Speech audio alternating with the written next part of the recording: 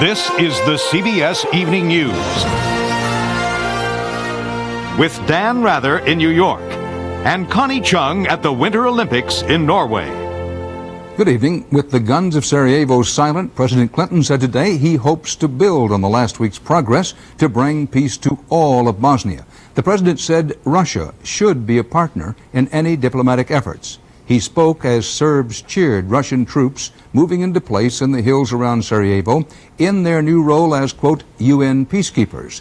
CBS News correspondent Alan Pizzi begins our coverage.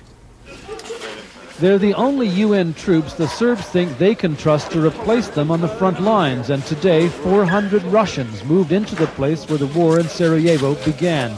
Their new base is a former police barracks. The Serbs consider the Russians allies, but the Russian commander had some bad news for them.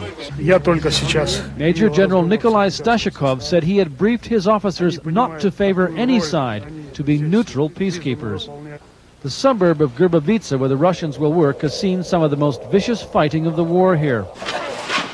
Milka Marinkovic and her neighbors said they shoveled snow even when the fighting raged. But this is the way she'd like it. I'm not afraid of bombardment anymore, she says. Frontline weapons are still being handed in, and no one is sure how many more are left.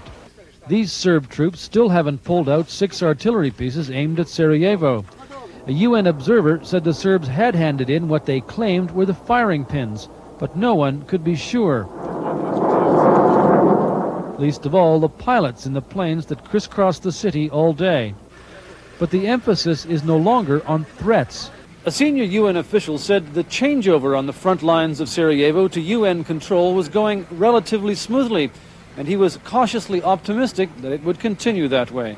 And the Bosnian Serb leadership is already talking of the next phase. If this model works in Sarajevo, then it should be implemented throughout Bosnia and Herzegovina.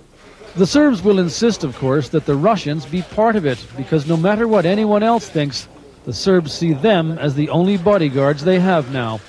Alan Pizzi, CBS News, Grbavica. This is Barry Peterson in Sarajevo.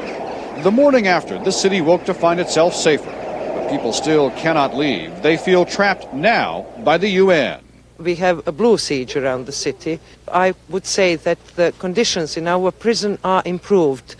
The prisoners are not killed now. There is optimism. Sniper alleys where people were once shot from the hills are now crowded. Are you normally afraid to walk on this street? Why?